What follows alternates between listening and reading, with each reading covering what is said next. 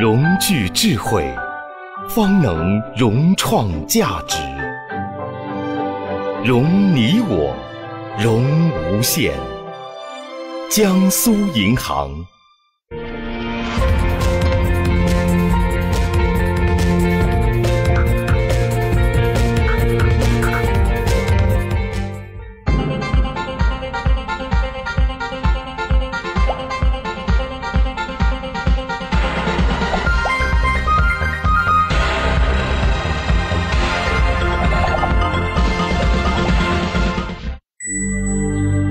本节目由江苏银行冠名播出。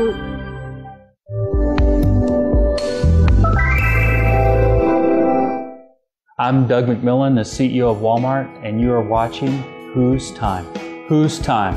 Source of Inspiration. 2016年的双11电商大战已经打响了，而中国两大线上零售巨头阿里巴巴和京东之间的竞争呢，也再次进入了白热化的阶段。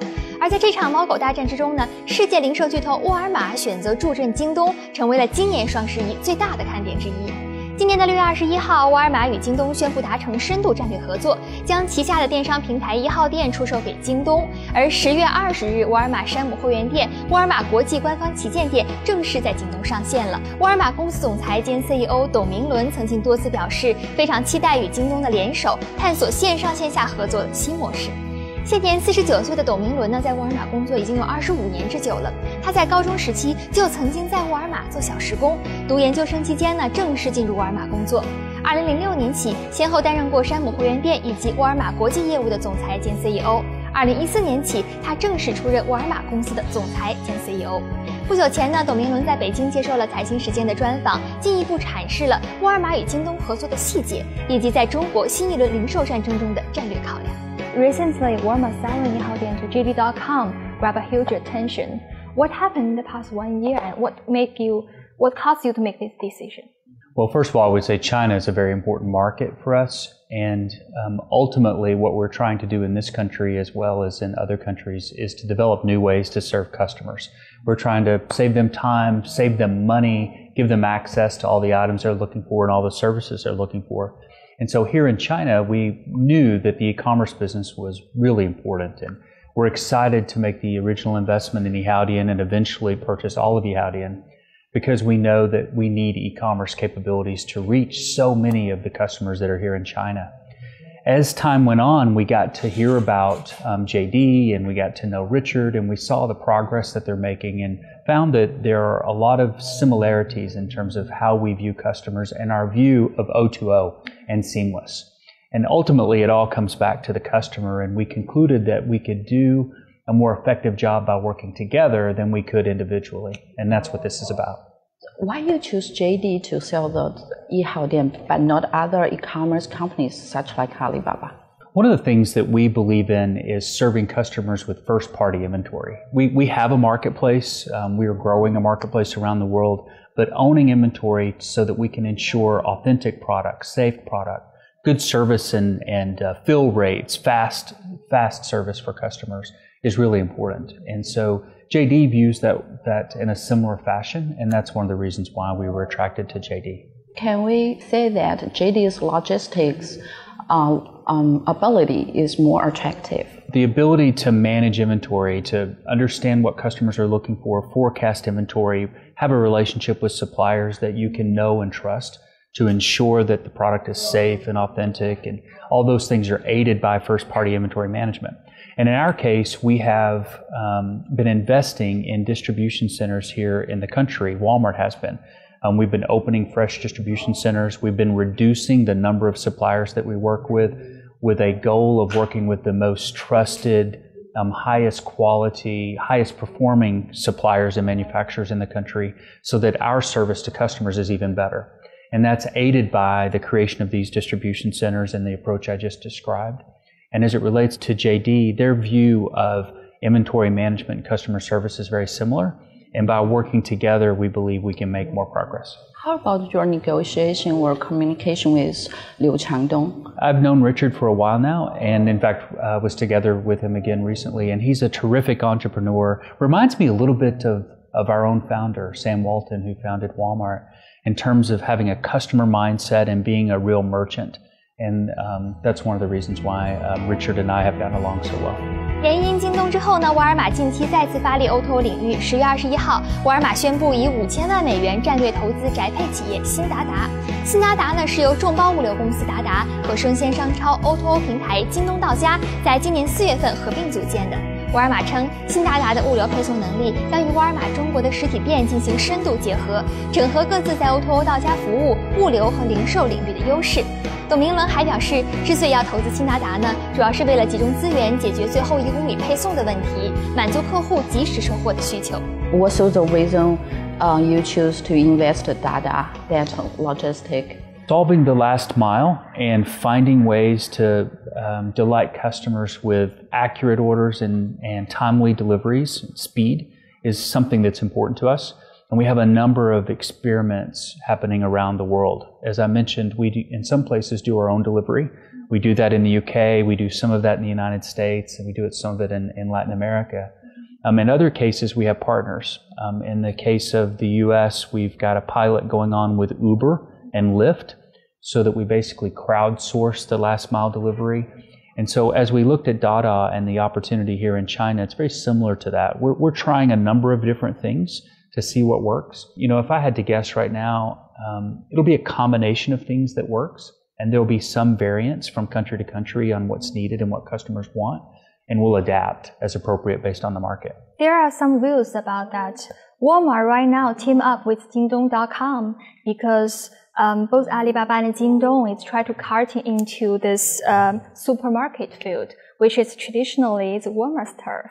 Is that right? I think customers in the future are going to want to shop in stores. They're going to want to shop online. We really do believe in this O2O or seamless experience for customers.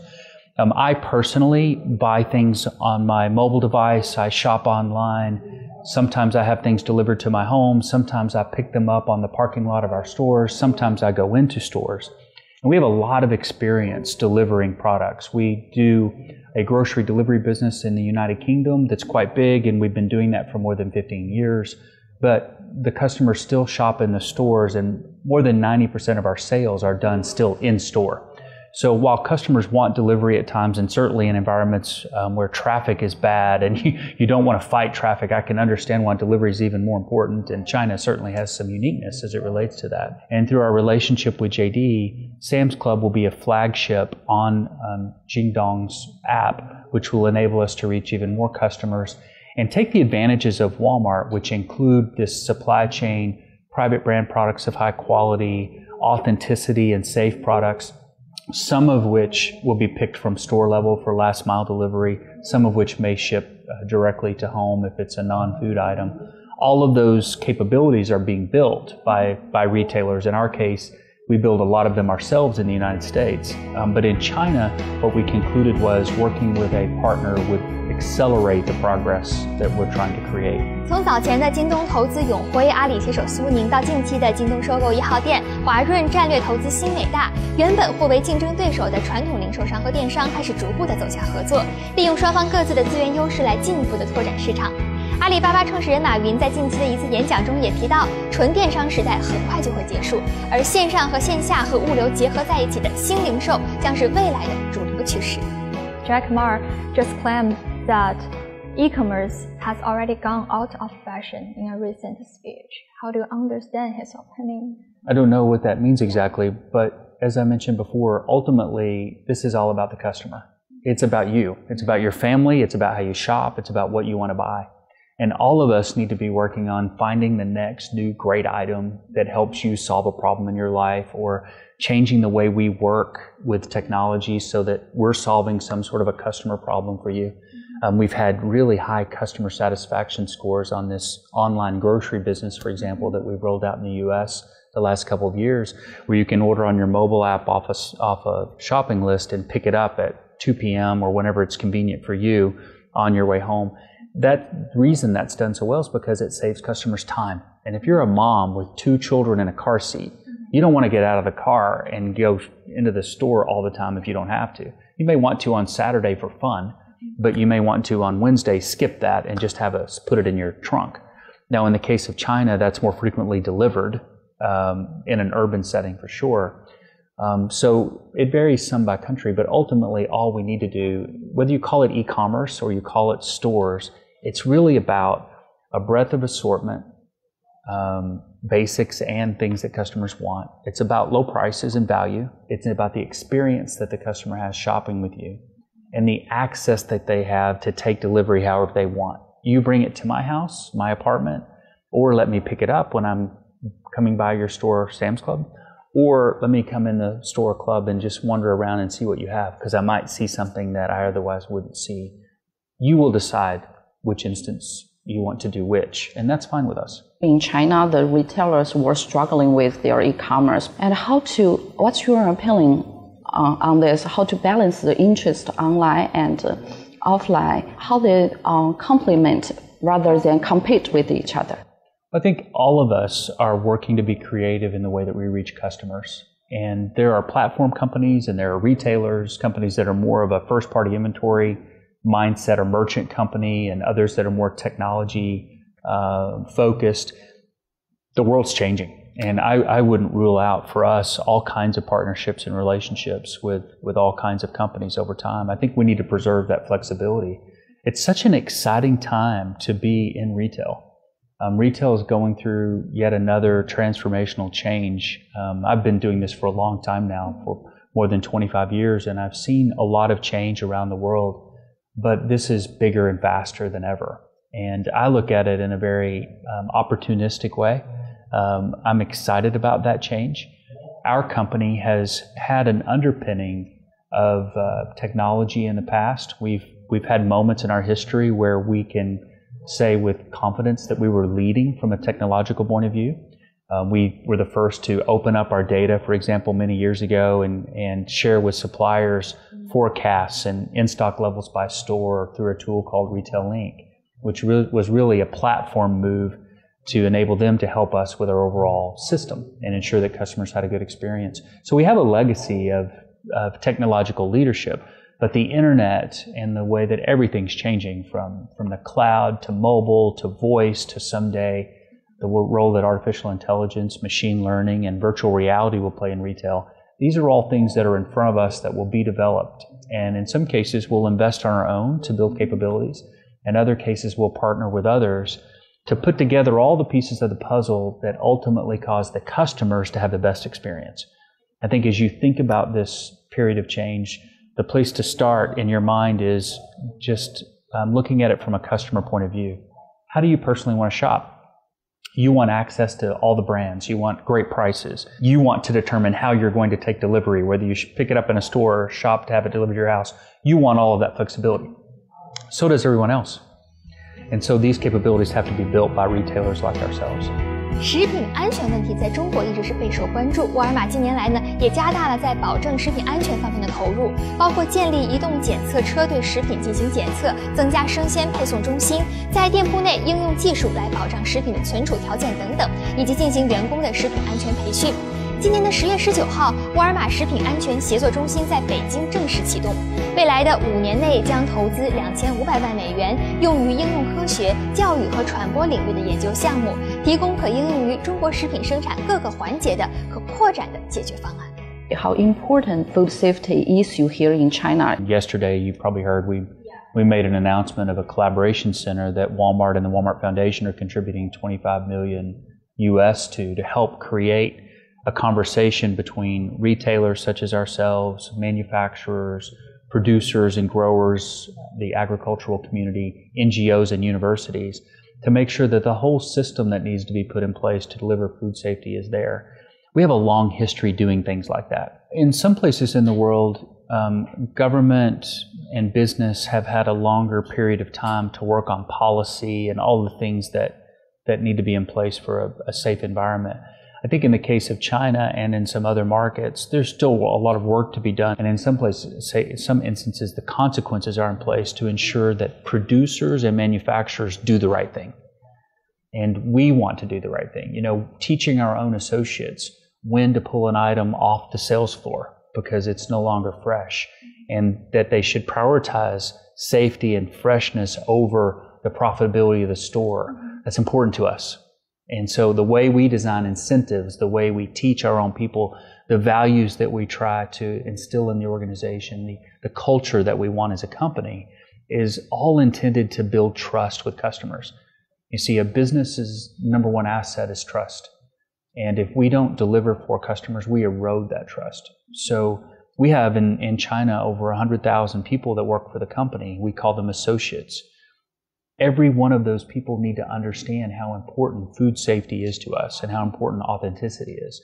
And everyone we do business with, whether they're raising chickens or they are producing a finished good in a manufacturing plant, we want all of them to do the right thing too. No shortcuts. In the whole process to guarantee the food safety, Walmart do a lot of different measures in China. Can you share more details about this whole thing? We've been doing a number of things to try and improve as it relates to food safety. We've been increasing the number of fresh distribution centers that we have, and that helps us do a better job of controlling what's coming in, inspecting that product. We've stepped up the number of inspections that we're doing, including DNA testing, all kinds of testing related to those products coming in. And as we're doing that, we're trying to select the very best suppliers with integrity, suppliers that do things the right way, so that there are no shortcuts. We want suppliers to build their own brands because we want their brands to be trusted. So, customers need to know who they are, not just who we are. If they can see that in a more transparent way, customers can be more confident that what they're buying at Walmart is what we think it is. We can keep an eye on items.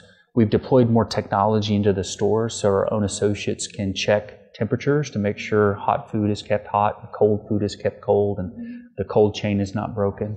Those are some examples of what we've done in addition to associate training. 今年呢是沃尔玛进入中国的第20个年头。1996年，沃尔玛在深圳开设了第一家沃尔玛购物广场和山姆会员店。之后呢，业务范围逐步拓展，发展到目前拥有400多家门店和超过10万名员工。董明伦又是如何看待中国市场在沃尔玛全球战略中的地位呢？ Are there any similarities between China, India, Brazil, and Mexico, such a new emerging market? The similarities would include what customers want. And customers want access to, everything in the world at the best possible price with the best possible service. But there are differences as it relates to how far brick and mortar stores were built out, how e-commerce is filling a void that's needed to serve customers. So, the markets behave differently from an e-commerce point of view. We found an interesting phenomenon that both UK and US president of Walmart used to work in China. Why? That's right. And you're paying close attention. We've had quite a few of our very best leaders want to come to China and spend some years learning about the market. And because they're really talented people, they've been promoted as their expat rotation has ended and they've gone back into other markets. So there are quite a few people. Our chief merchant for Sam's Club in the U.S. is named John, and John worked in China. Our chief marketing officer for the U.S. is named Tony. Tony worked in China. Greg Foran was the president of Walmart China. Now he's the president of Walmart U.S. And there are others that are back into the business that have come to China. So I think there is a little bit of a buzz inside Walmart. If you want to have a bright career, you need to have spent some time in China. Can we say why they can't, trade in China and have a higher position in Walmart just because the market in China is too complex? The Chinese retail environment is certainly competitive, but we have other competitive markets as well. The U.S. is very competitive. The UK is very competitive. They're different in some ways, but competition is intense around the world. Everyone's changing and evolving to try and win with customers. So that's not completely unique. Right now, all the question about you. What was the most important decision you have ever made after you becoming the CEO of Walmart, you think? Well, one of the first big decisions that we made as a management team and together with our board of directors was to make some incremental wage investments in parts of our business. And the sum total just in the U.S. was an incremental $2.7 billion investment in wages, structure, and training. And our business is a people business. And so in every market where we operate, how we set up our pay systems and incentive systems is really very important to us. So that was a big decision, and it was a fun day to announce an increase in wages for so many people. What's the consequences or result of that decision? So our share price did go down. It came back up over time, but the market was concerned about that level of investment. But what we knew was that the stores needed to improve from an in-stock point of view, a cleanliness point of view, speedy checkouts, those kinds of things. And we knew that our associates deserved a raise and that we wanted them to know how much we care about them and we want them to take ownership of their store. And so one of the first steps that we took was to make sure that we reached out to them and said, you're important, you're doing a great job, here is a reward, here's our strategy, let's go do these things together. And it's working. Our results have improved, our customer traffic's up, so we're pleased with that investment. What's your typical working day? I wish I had a typical working day. I think, well, maybe not. I mean, there's a really incredible variety of things that I get to work on and think about with the team. Sometimes when, let's say someone's going to college or they're in school, they look at retail and they think, I don't want to work in retail because I don't want to be in a store putting an item on a shelf all day. Well, that's certainly an important part of what we do, but it's not the only thing we do. You know, as a retailer and as a leader within a retailer, I get to work on logistics, marketing, finance, acquisitions, e-commerce, strategy, any number of things. There's an incredible breadth to the business, and I really like that variety as a leader. I have worked at Walmart for more than 25 years straight, and I haven't been bored one single day. I feel very challenged, and I love it. And the people that I work with typically do too. It's hard work, and nothing happens without that hard work. But I really am very attracted to it. Thank you. Thank you very much. Thank you. You're welcome. Nice to meet you.